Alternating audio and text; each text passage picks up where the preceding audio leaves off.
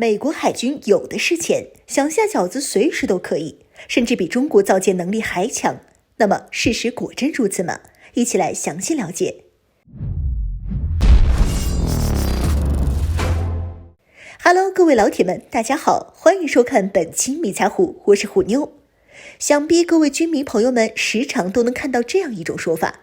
美国一年的军费开支比全世界剩下所有国家加起来都多。美军是天底下最土豪的军队，现在只是和平年代没虚而已，加上现有舰队规模已经很庞大，所以美国造新舰造得慢，一旦有现实需求，美国海军随时可以用庞大的军费开启下饺子模式，一年到头的新舰建造数量随随便便就比中国海军多。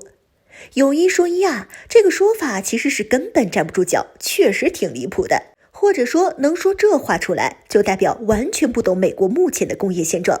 还有美国海军面临的是最棘手难题到底是啥的。今天咱们暂且不谈美国工业这方面的事儿，虎妞先给大伙说说美国海军那看似天文数字一般的军费，实际上有多么虚高，根本造不了几艘新舰的现实。看着中国海军不断下饺子，只能羡慕。美国海军在2021年的军费拨款预算是2117亿美元，单拿这个数字来说的话，那确实是比咱中国整个国防预算开支还要高。这是很多人觉得美国海军不差钱，想造新舰可劲儿造的原因所在。但要论一国军费开支的实际高低，实际上并不能从表面数字来看，得结合这笔军费在该国国防装备体系下的购买力来计算。今天咱们主要来说的是美国海军。就拿美国海军目前现役的主力舰之一圣安东尼奥级船坞登陆舰来举例吧。根据美媒此前报道的消息来看，美国海军因为现实需求，而在近几年追加订单，全新开建的第二批次圣安东尼奥级船坞登陆舰，其单舰造价大约是20亿美元左右，这可比一批次的12亿美元单价高了不少。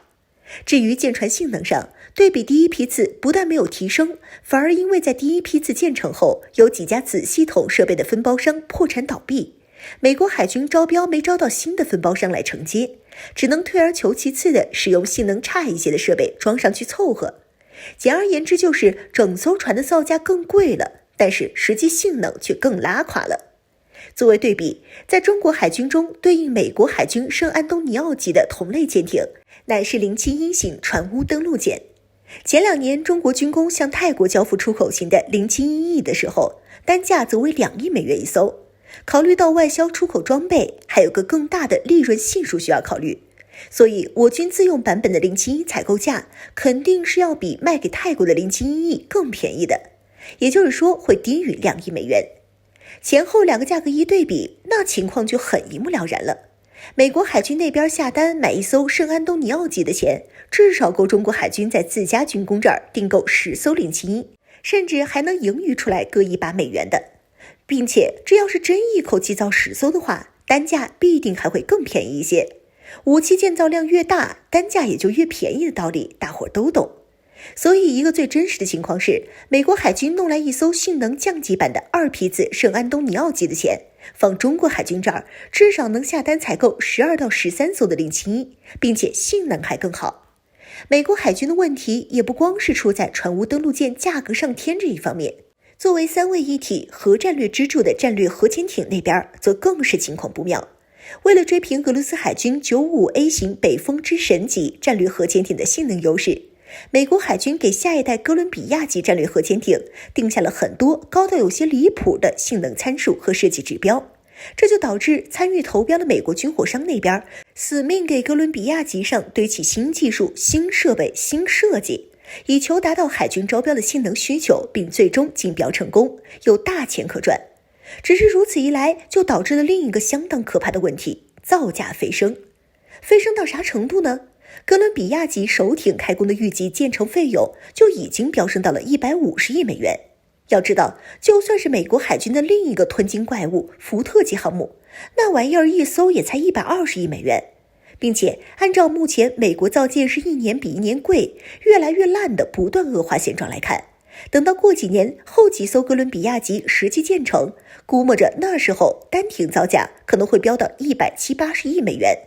这事儿是完全有可能的。毕竟福特级开建的时候还说70亿美元就能搞定呢，结果最后建成却花了120多亿。说哥伦比亚往后建成需要180亿，那都是少算了的。与之相反的是，美国海军想要超越的目标，俄海军一艘 955A 北风之神的造价也就不过区7亿美元，成本控制做得非常优秀。